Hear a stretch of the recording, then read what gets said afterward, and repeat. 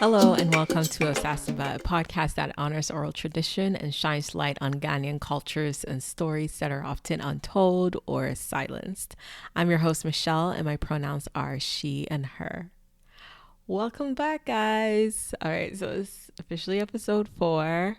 How's everyone doing? You know, summer's winding down and it's getting to that stage where it's like, oh, the fall is coming. When it's like the end of August, I'm just kind of like, oh boy, the cold again. Living in Canada, that's just how it is. But anyways, I hope everyone is doing well, doing okay. I'm glad to be back for another episode, you know, sharing more stories from the elders. But before we get into this episode, thank you to everyone who continues to listen to the podcast, subscribing, sharing everything. I see it. I appreciate you. Thank you so much. So there are 2 ways to support the podcast, and that includes number 1, sharing. So sharing goes a long way. You know, if you're listening to an episode and you're like, damn, I'm really feeling this episode, share it. Share it with your friends, your family. Share it on your social media pages and use the hashtag asasebapod so that I can see it and so that other people can see it. And if you're already listening on like a specific platform, whether it's Apple Podcasts, Spotify, wherever you're listening to, Google Podcasts, subscribe, you know, so that you get the episodes right when it airs and it launches. You know, you might as well, right? Look at me doing my sales pitch. Anyway, Asase Ba is on Twitter and Instagram at asasebapod. So follow on there as well to keep updated. And also, if you know someone who's looking for a Ghanaian podcast, I see that sometimes. I used to be that person searching for a Ghanaian podcast. Where can I find Ghanaian podcasts? Refer them to Asase Ba, you know? Don't keep it to yourself. Sharing. Let's try to build this community here. Another way to support Asase Ba is monetarily. As a sole creator of the podcast, I'm a 1-person team. I edit, I host, I produce, I do all the things. So if you want to support me and support the show, so you can do so by donating via PayPal or e-transfer if you're a Canada resident. And the email for that is asasebapod@gmail.com. And the info is also in the show notes. So something I've been thinking about this week and just overall today, especially while I record this, is like reaching the elders within this kind of digital world that we live in. I mean, I know that a lot of elders I know are on WhatsApp, they're on Facebook, some are watching YouTube videos. And, you know, I'm just thinking like, I'm making this podcast. This season focuses a lot on the elders. How are the elders going to listen to this podcast episode? And I've been, you know, sharing it on WhatsApp, you know, just telling word of mouth, telling elders I know to listen, and like the people that I've interviewed, telling them to share it with their network. But, you know, I'm just thinking some more like, how do I reach the elders? Because it's one thing to, you know, interview them, talk to them, all of that. And like technology, we can't only think of it as something for the youth or like people that are tech savvy. Some elders are tech savvy, but some are not. So what about the ones that are not? Like, what do we do to kind of reach them and bring them into this kind of tech savvy new technological world, you know? So if you have any ideas, let me know. Hashtag asasebapod or at asasebapod. And let me know how you are, I guess, reaching the elders in your life, especially the ones that are not tech savvy. How are you reaching them? How are you bringing them into this fold of like this modern age where everything is like all high tech? What are you doing? Let me know at asasebapod. All right, so on to the episode. So this episode, this season, actually, I primarily interviewed women, different Ghanaian women, and they talked about their experiences, their stories. Very interesting conversation. So go listen if you haven't already. This episode in particular, this is the only episode that I've interviewed a Ghanaian man. And this was really cool, interesting conversation. And, just overall, I wanted to focus on Ghanaian women because I feel like even just doing research and stuff like that, you don't really hear too many stories about Ghanaian women, even within our history. It's not as, I guess, shared and broadcasted as like Ghanaian men. So I really wanted to focus on Ghanaian women.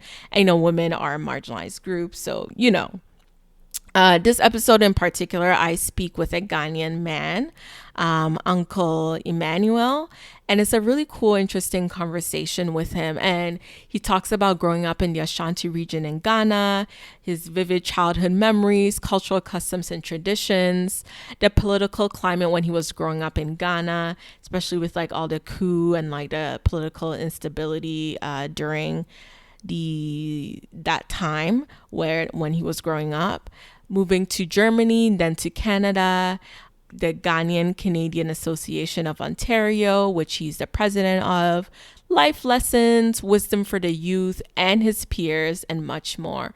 What I really enjoyed about this interview and talking to Uncle was that, oftentimes we're asking and we're looking to the elders to give advice to the youth, but sometimes it's like, what advice do they have for their peers in how they should be communicating with the young people? So that's something that was covered in this interview, and it was really interesting.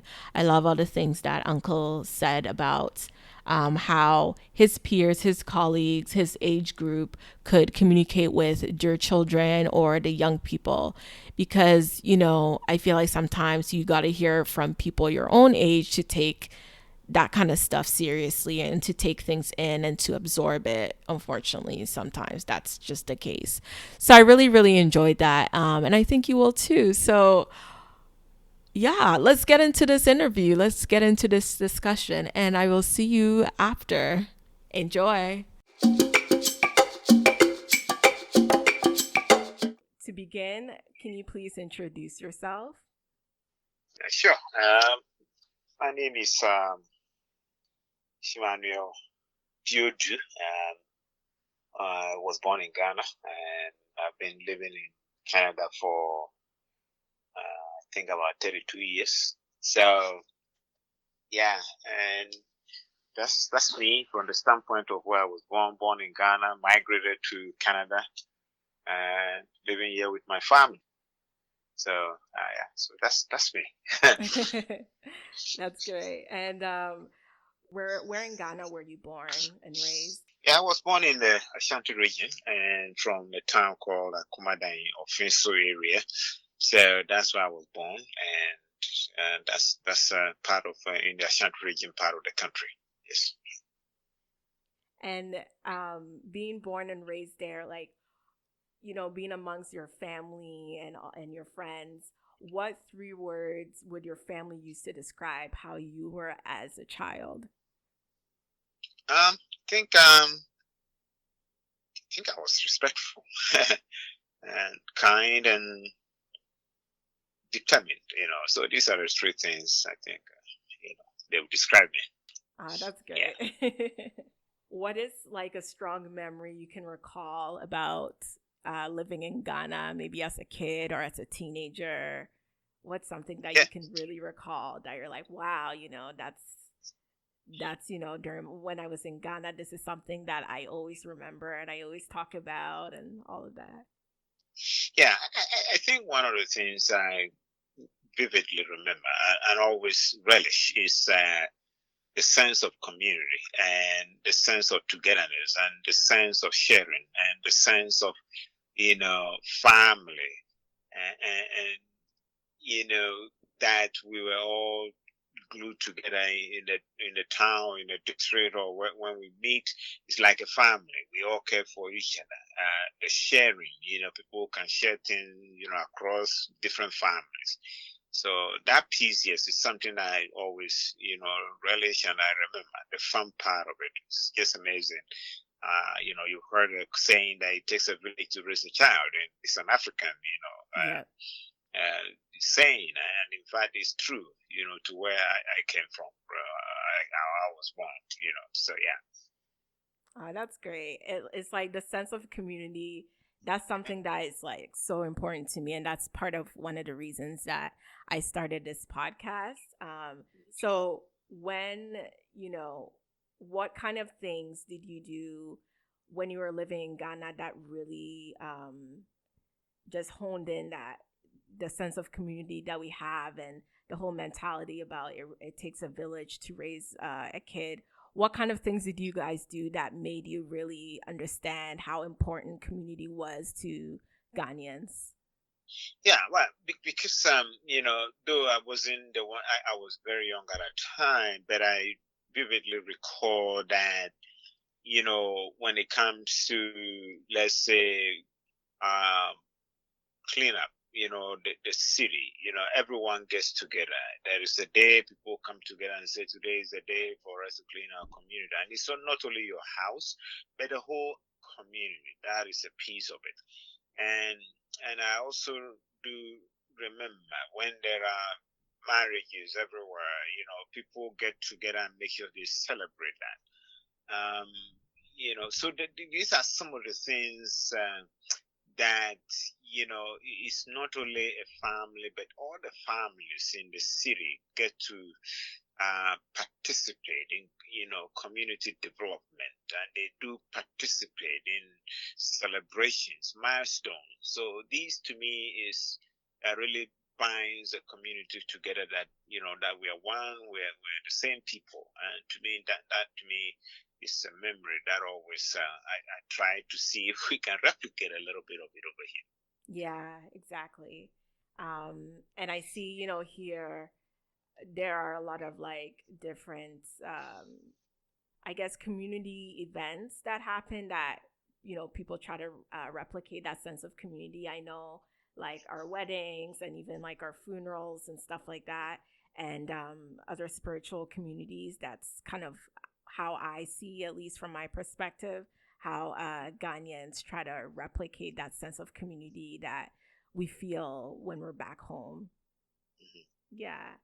And so while you were living in Ghana, describe some cultural or maybe traditional customs that you engaged in when you were growing up. I think some of the cultures, like as I said, we all I witnessed my aunties, my family members who get married, and the tradition is beautiful.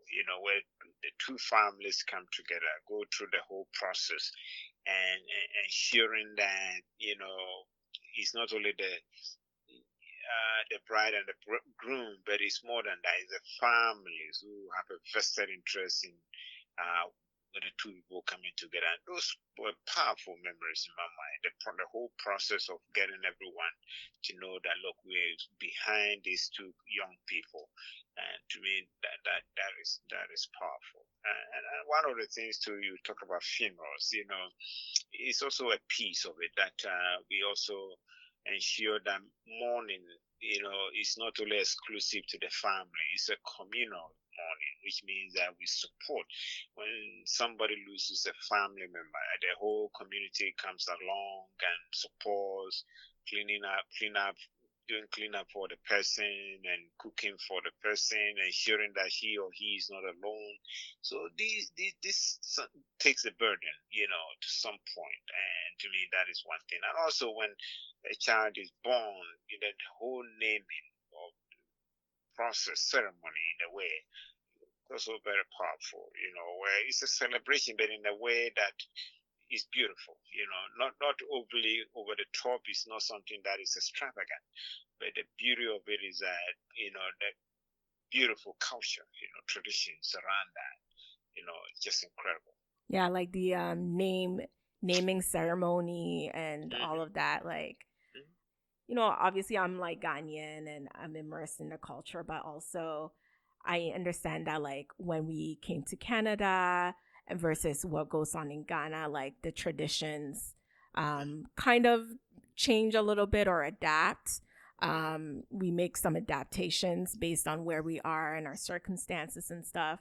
And I know the naming ceremony, for instance, is such an important part of like Ghanaian culture and also particularly the Akan culture. And there's a lot of kind of spiritual stuff involved with that and all of that. So when you brought it up right now, like, oh yeah, that's definitely something that's such a hallmark of our culture. Mm-hmm. So when you were in school, how was it like when you were like back home, going to school, elementary school, high school? What was your experience like? Well, I think I'll say that from the standpoint of family support, it's not different from what I experienced in Ghana and here. You're going to school, you go through the normal process, and, you're in school, you are with your friends, family support, you have friends. I think maybe difference is climate. We are a country that's a tropical country, so it's warm the whole 12 months. So we get to do a lot of things outdoors. So that is different. Sometimes we can teacher might just go outside on the outside just on the lawn somewhere or the tree outside there, just sit under the tree and just sit there and do certain things, not just being in the classroom always. And so teachers will be so innovative and take advantage of the kind of climate we have, do other things as well. And I think it was very good to just see that part of it as part of our school curriculum, where teachers were very innovative and doing things. And as I said, it was, to me, I think the memories I recall are fun memories, with friends and our friendships too were stronger because sometimes we go to school, we come to, people will come to my home and my friends, we all share the food we have. I go to the airplane, we share. So that kind of, camaraderie, and it was just amazing. We sharing was part of upbringing, even in the school setting. I think I really shared a lot, really. Yeah, that sounds amazing. And during that time, Uncle, if you don't mind me asking, you don't have to share your age if you don't want to, but Mm-hmm. what decade were you like going to Yeah, school in Ghana? yeah. I went to school. I started school in the started what I mean earlier around 68. That's when I started. Mm-hmm. 69. So that's when I started school. So Okay. from primary one, goes on and on. Yeah, that's right. Okay. And during the 60s too in Ghana, there's a lot of change going on. Well, the decade before, like Kwame Nkrumah became the first president of Ghana, which changed a lot of things. Do you remember during that time in the 60s, do you remember any like kind of political or economic change during that time that affected Um, your life or your family's life? I uh, vaguely, but I think I do remember that it was an era when the standard of living in Ghana was high. Not I've read about it and I've experienced a bit of it, or I've been some of us have been uh, the residual impact, to some of those of us in that generation. But I think, from independence to the Nkrumah era, the standard of living in Ghana was high, and things because it was a new country that got independence and a lot of hope and everything, and policies that were geared towards having a very strong economy. So it happened. So from an economic standpoint, I think it was, from what I heard, what I read, and some of my family, my parents, it was an era where standard of living was high. Talking about economy, I know there was some political upheaval. There were, my understanding, there were some basic freedoms that were curtailed, and military interventions happened, and a lot of things changed. So from the 60s, so many things happened.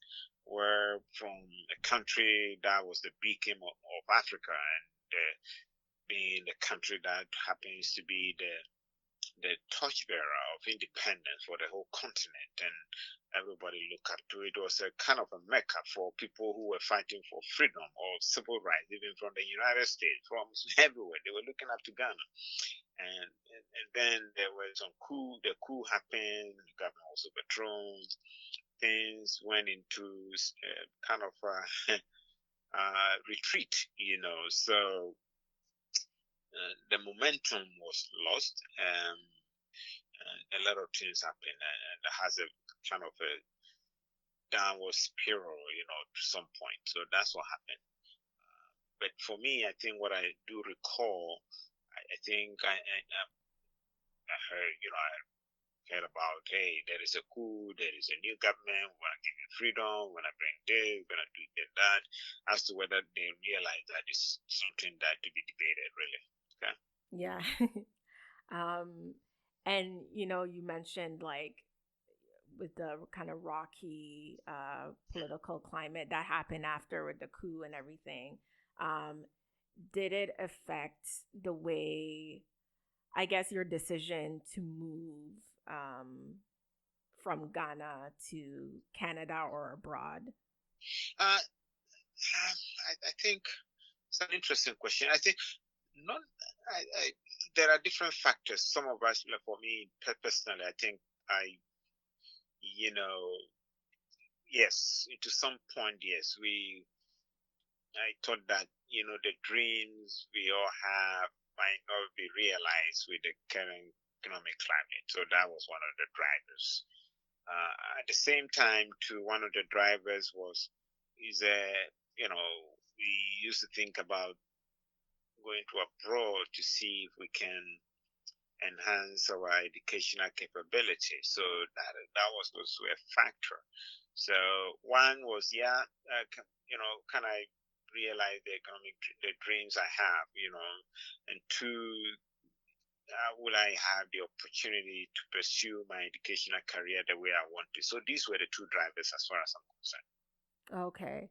And when you made that decision, what was it like? Where did you go when you leave Ghana for the first time? Well, for me, I think my experience began with, I had a little scholarship to study somewhere in Germany, just for 6 months, and that is how I started. And from there I hopped to Canada. That's what happened. The initial plan was not to come here at all, but getting to know other people and clients, they say, yeah, it's a good country. Somewhere that would be good for your family down the road, and that's what got me here.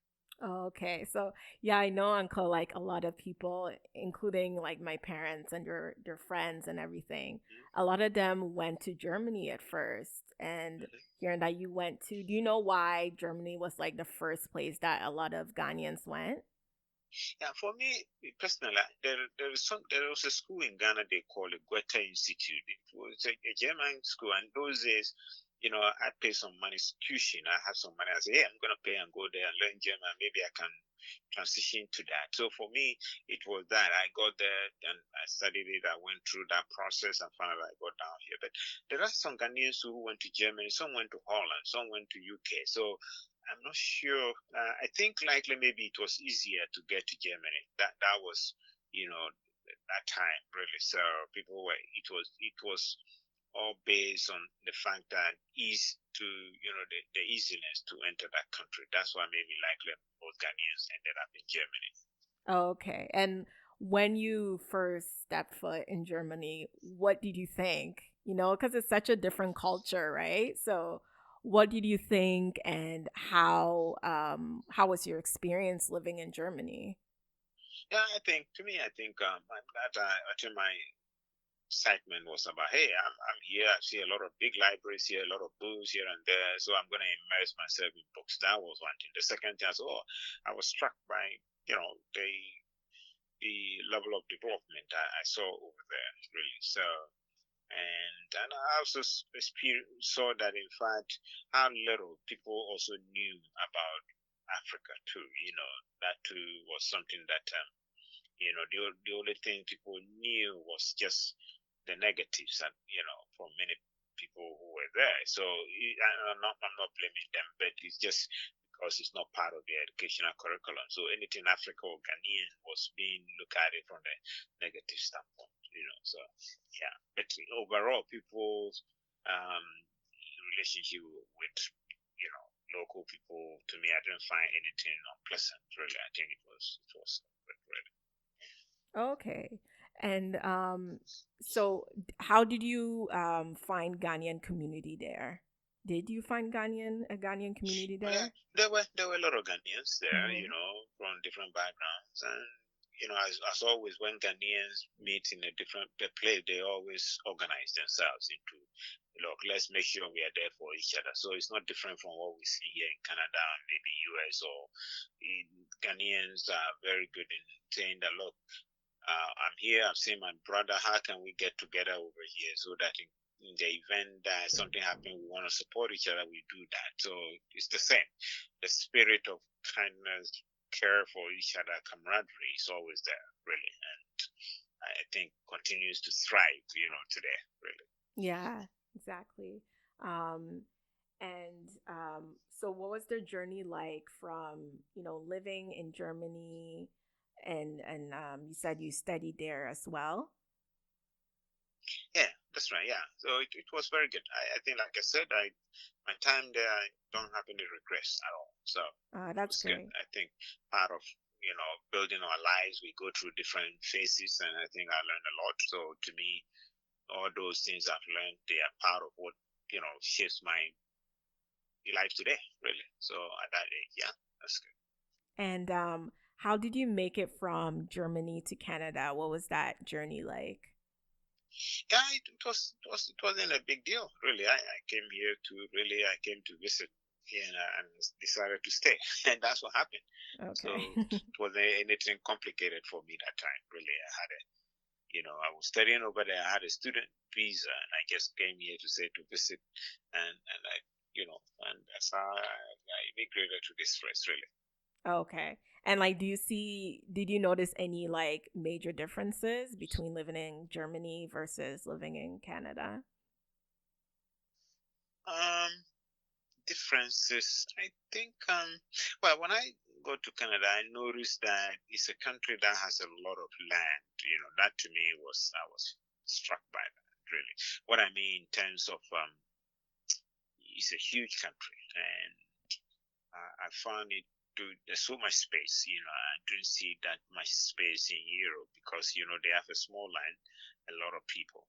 But I found so much space over here.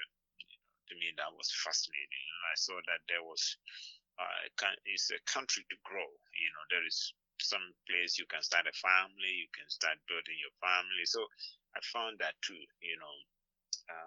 So I think I was very impressed with what I saw. Yeah, continue to be um, amazed by what this country offers. Really. No, that's great. And so like when you were living in Canada, how was it like I guess in the economic sector, getting a job here and everything. I was actually in last season of Asase Ba, I talked to another elder who had quite a rocky experience with, she came to Canada in the 70s, and she was trying to get a job, and she faced some discrimination, and she wasn't able to do what she wanted to do. So I was wondering, what was your experience like in Yeah, I Canada? think. Yeah, I think um, Chin is always tough, and well, those of us who came here as first generation, it's a lot of sacrifice. What I mean is that some of us came here with different professions we wanted to pursue, and we have to navigate through that to see, look, what can I do now? What is it that I need to do to, number one, make sure that I can pay the bills, and that's the thing. And some of us too, some people too had their wives or maybe families in Ghana that they wanted to bring them over. So there are different things. Then I'm also going through the immigration process too. So how do you ensure that you can stay permanently in the country? And now once you stay, school, education, and also taking care of families, and even helping people at home. So really, and if if so these are things, forces, or kind of you need to deal with, and getting a job to you have to overcome some of the obvious, say someone from Ghana or Africa, or he comes with an education, his transferable skills, he has an accent, how is he going to fit into this? So there are a few challenges we have to overcome, and it requires determination. It requires kind of resiliency to say that, regardless of all this, I'm going to push through, and I'm going to work hard. I'm not going to allow anything to stop me. So really, I can appreciate the whole barriers.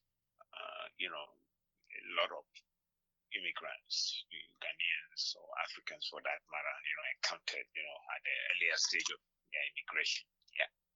Did you personally face any difficulties with that? I think I would say that to some extent, but I think I must say that I'm blessed that was able to get something sooner, really. So not overly arduous, but like I said, we different experiences, but Right. had some, but I try to look at it from the standpoint that these experiences also shape my, complete my life over here too, really. It helped me to understand what it is for a first generation in this country. And I'm sure that many immigrants from other cultures face that too, really. So, right. Yeah. Okay. And Uncle, so how did you connect with the Ghanaian community here in Canada when you moved? Oh, that's easy, because Ghanaians, like I said, once we get here, there are a lot. We happen to meet each other either through work or church or associations, or through word of mouth, or where we live. A lot of people used to live in predominantly. Some were used to live in Jail and Finch area. Some live in Kipling area, Tobico. Some live in Chok Farm and other areas. So it was a cluster of Ghanaians in those areas, and it was easy to connect. And people who come from the same area you come from in Ghana, or people or just making friends. So that, to me, connecting with Ghanaians is one of the easiest things to do, really. And I never experienced any problem with that at all. Oh, that's great. So, you mentioned church, you mentioned associations. And speaking of associations, you're the president of the Ghanaian Canadian Association of Ontario. So, can you tell me a little bit about the organization and your role in that? Yeah, this organization was formed a long time ago, and I think it started with Ghanaians who came here to study from universities, some U of T, York University. They say, hey, look, let's get ourselves together here and get an association. Then it evolved to involve a lot of associations. I think when it was formed, there were fewer associations. They were just students predominantly. If you look at the 60s and the 70s, most Ghanaians who were here were students, and that's what they did. And then the mid 80s or early 80s, there was a wave of Ghanaians who came. They were not necessarily students; they just immigrated down here, and they formed, association based on where they come from in Ghana, whether they are Ghans from Accra, or whether they are from Ashantis from or whether they are from Kwewus, whether they are Fanti, whether they are Northern, Bronze. So they all say, look, from Volta region, let's form our own different association. Then they build churches as well. Then they say, okay, we're all let's get an umbrella organization. So let's build into that, which is a union of all these associations and churches, so that we can organize ourselves horizontally around causes that transcend some of these verticals, like whether I'm an Ashanti or a Bron or maybe Pentecost or Methodist, it doesn't matter. We are all Ghanaians. There are things we can rally, as Ghanaians to make sure we can get them going, and also ensuring that we can create some value-added platforms for our young people to thrive. So to me, this is one of the goals of the Ghanaian Canadian Association as well. Provide business opportunities and other things, So that's what I happen to be the president at this time. That's great, and I love that you mentioned that this is an association for all the different ethnic groups within Ghana to come together and just I guess create a platform or build a foundation so that the younger Ghanaians can thrive and just have like a community that they can refer back to and all of that. So I like that that's one of your missions. Yeah, exactly. And I think that is one of cardinal reasons or goals, like I said, we have to ensure that first generation, what do we bequeath, or what do we our experiences and the things we've done, how do we help our young people to do better than us? Really, to me, that's our goal. Is that, look, we're here now, we have all this stuff, we've acquired all this knowledge, we will ensure that we can help our young people not to go through some of the challenges we went through, and also ensuring that they can also remember the wonderful culture we have. So these are some of the things we, and as an association, we want to continue to evolve and build and strengthen the sense of community, the sense of oneness, the sense of brotherhood, sisterhood, and making sure that we're all united, and to me, helping each other. And to me, that is the spirit of this organization. And that's really great to hear as a younger Ghanaian, that the older generation, that they're creating these things, these platforms and, events and all of that, just to really make sure that us, the younger generation, have that moving forward, have that kind of foundation and community. So it's great to hear on my end. So what kinds of activities have you done or are you planning to do to make sure that this vision comes to life? Well, a lot. Part of it is, like I said, I think, to me, one is engagement. It's very important. We need to, when I became the president, one of the things or transformation things I spell out or I put forward is the proverbial or our house. This is our house. What I mean is, it's a Ghana house. This is our community. And when you look at it, you visualize what a house is. A house means that we care for each other. We are there for each other. And what are the building blocks of this house? The building blocks is education. You're looking at it at social cohesion, youth empowerment, taking care of our seniors and all that stuff. And also ensuring that business thrives in our community. What we've done is that we created something we call Ghanaian Canadian Chamber of Commerce. I think we created it. It's not functioning the way I want it, but we're working hard. We want to make sure this, has a strong footing in our community, because if we can create our own business, then we can be employer of our own people. We can help people to know that Though you're working with the government or you're working with a company, you have your business on the side. How do you use that to be able to employ other people, help other people? So that's one of them. Seniors. Now, when you look at the Ghanaian, the first generation now, most of them are retiring, some of them are getting old. How do we ensure that we organize them, our seniors, so that we can enhance their lives, not necessarily in a long-term care homes, but providing an enriching life for them, the community support them. We've created this group, and at the moment we have a WhatsApp group of them. We're going to have a meet and greet in April, but because of March, really, because of COVID-19, we didn't have it for our seniors. The youth, now we're going through this social media. I think this is one way of creating a talent pool of our young people to create a succession planning, that when we are phasing out, then at least you guys, the young people, can come in and take leadership roles in the community. And I think that is very, very important to me. That is why the social media is to create this, group, young people who are leaders in our community to start, taking leadership role in this community. So the succession planning is critical to our success in this country. And women, the same thing. We want to empower our women, young women, all of them to know that in fact they can succeed, they can do whatever they want, really.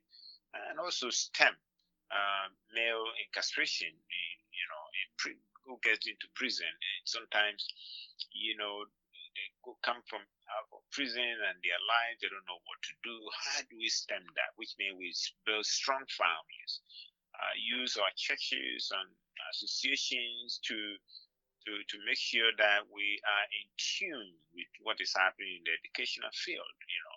So a lot of things we're doing. I'll say we have so many things on our plates. And hopefully we can get some things going to help our people. Yeah, for sure. And you mentioned the seniors, having a plan for seniors and also having a plan for young people to take on leadership roles. And, that just reminds me of kind of the mission of my podcast, which is just to honor our oral tradition and honoring the tradition of, our elders talking to the younger people and all of that. So, in your life right now, how are you, or kind of what do you do to kind of maintain that tradition of passing knowledge and information, either to your children or to the other community members you work with this organization? Yeah, as a dad, I have two girls, and I think what I try to do is to let them know what it means to be a Ghanaian. And I try to teach that in different ways, either through storytelling or telling them my journey or telling them the cultures or even sometimes observing what I do at home, the values of being the Ghanaians, an Africanness, one which is more camaraderie, where my kids look at other community members, they call them aunties, uncles, it doesn't matter whether they are my own blood or biological families, and they cannot even call anyone. You even calling me uncle. So this is one of the things we've already established that. And to me, in our community, our young people, that tradition is very strong. We continue to teach them the value of community, the sense of community, that look, we are one. And that is why when we have this youth social mix, I'm there to observe, but I want you guys to also start connecting with each other at that level to know that, what binds us together is that origin of Ghana. We all come from there. Your parents come from there, and these are some of the values they will help you drive some of your professional experience, because we are taught at a very early age emotional intelligence in Ghana, which is, like I mentioned earlier on, things about love, care, kindness, empathy, and all these things, really. We want our generation, our young people to learn that. That is not to say that they don't have the drive to we should not misconstrue that to me to be passive. That's not what I'm implying at all. But the emotional intelligence, that to me drive what will create good leadership in a way. Sometimes this thing can help us even in our professional career, but not sometimes, always. Really, these are things people go pay money to learn, even doing their MBA, learning about this, how to be an effective leader. Some of these things we learned them when we were young, so we want to make sure we don't lose track on that, really, in our community. Yeah, for sure. And so, like, what are some key lessons that you've personally learned in life so far that, you want to, I guess, impart on, your daughters or your community? Well, I think to me, I always, one thing I've learned over the years is that never to give up. To me, that is something I've learned. Very, very, it's part of my, what I've learned throughout. My parents taught me never, never, ever to give up. Number two, I've also learned over the years that in every adversity, success is around the corner. So I've learned that gives me a sense of resilience, that despite all the challenges, there is hope. I've learned that over the years. Number three, I've also learned that in life, you're not going to get a lot of things just by, on a silver platter or something that is going to just be given to you like that. You have to sometimes demand. You have to fight for it. You have to engage and make sure you get what you want. Really, I'm not saying in a confrontational and a violent way, but I'm talking about the sense of determination, the sense of making sure that as a human being that you thrive on excellence based on drive. To me, that's the key. I'm going to get this. I'm working towards it, hard work, and all that stuff. And I learn all these things. These are things I teach my children. And also, one thing is that I've also learned, through life that failure should not define us, or when we stumble along the way in life, it should not define who we are. In fact, we should learn the lessons from any adversity and take those things to propel us to greater things. And these are things I always tell young people: don't be stuck in the past. You learn from it and keep going. Mm-hmm. Yeah. Don't let that define you. Yeah. That's a message. Definitely a great message. And another question is just I know some young people feel like they can't really come to their parents or to elders and have free, open, and honest conversations because of whatever reason. What kind of I guess advice or what kind of advice would you give to elders or your peers so that their kids or like their younger generation feel comfortable going to their parents or elders to talk about anything they want to talk about? Yeah, good point. I think my advice to people of my generation is to let them know that we should consider our children as our friends and we should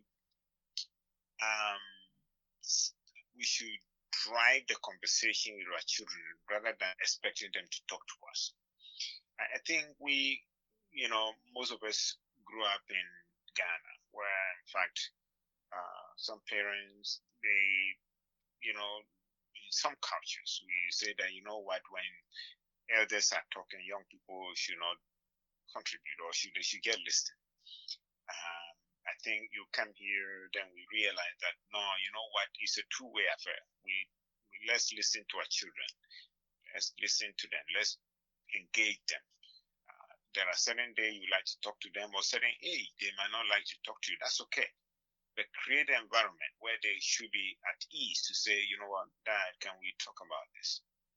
I think in our culture those days when someone is silent or you're talking to him, people used to interpret that to mean that that person is not respectful, it doesn't care. We've learned that, in fact, sometimes silent doesn't mean that way at all. So if you talk to a child and he doesn't appear to be paying attention, it doesn't mean he's not listening. Right. So at different stages of kids' life, you have those kind of swings that we have to be patient and continue to engage them. And sometimes, we need to set it up in such a way that it's a conversation that is not just like in passing. If you schedule something, let's say, Michelle, look, can we talk today? Let me see what's happening with your school. Is there anything I can help with? That to me is significant. And even sometimes they come from school, you ask them, how was the day? How was your day? Is there anything I can help? We have to be prompting, asking those questions rather than expecting the child to talk to you. And I think that is what I'm telling my generation too, that engage your children, talk to them, get to know them, and try to be someone who listens. Listening is a very important, attribute. When you listening, you listen and listen with intent to understand. And don't go in saying, oh, you know what, is a child therefore? No, that's not what it is. You need to listen to them at a very early age. You shouldn't start when they are teenagers. You start talking to your children when they are even 2 or 3 years. You have to start that way. You cannot start when they are in their teenage years that you want to engage them. It's too late. Really, that's what it is. And also paying attention. You have to pay attention. So these two words are critical when it comes to parenting, talking to children, listening and paying attention. Pay attention. It means that little things that are going on. If you see something that is not working or something that you think that may not be all that, all right, ask, can I help? Is there anything I can do to help? And I think these are critical pieces of how we can engage. And I think it's incumbent upon us as parents to adapt. To me, it's all adapt. Because I always tell our people over here there are 3 things. We came here, we observe. Number 2 is to learn. Then 3 is to adapt. So sometimes we observe, might learn, and sometimes we don't adapt. So we now observe. Taking us so many years to observe. Now we've learned. Now we need to adapt. And parents, we need to do the same thing. We cannot raise our children the way we were brought up in Ghana. It's not going to work. Some of it works, what I mean, but I'm talking about engagement. That's the level. Because I think it's not going to be that anything the parents say is final and therefore it's one-way street. No, it doesn't. Okay? Right, yeah. And I love how you mentioned listening and paying attention. I'm definitely in agreement. I think those are 2 critical things to think about when having conversations with, your children or the younger people and all of that. Because, we learn as a younger person, I learn a lot from my elders. And, conversely, I think the elder generation to also learn from the youth, right? So I think it's definitely a 2-way street in listening and paying attention to each other, our experiences, and all of that. So thank you so much for bringing those up. All right, so Uncle, this will wrap up the interview. Thank you again. You had so much, great words of wisdom and lessons and stuff like that. So I'm definitely, when you were talking, I'm just like sitting there. I'm like, yes, that's right. That's great, So thank you so much for, having the time to be interviewed and all of that. So just before I go, Uncle, is there anything, maybe if you have any social media or if anyone wants to connect with you on the internet, do you have anywhere you want to link them to? Yeah. No, thanks, Michelle. I think I really appreciate the opportunity for being on your podcast, and I think what you're doing is great.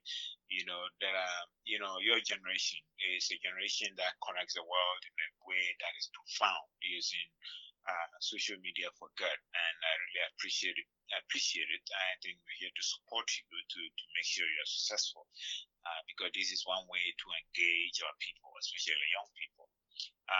At the moment, I would say that I had a Twitter account. I never use it that much. I need to activate that. But I'm on WhatsApp. I'm on email. I'm on. Yeah, so I'm on those ones. So those ones I'm very active on the WhatsApp platform. Really, I have Instagram as well. I think I need to be active on that as well. So I have all of them. Sometimes when you combine all of them, my day goes over. I have Facebook as well.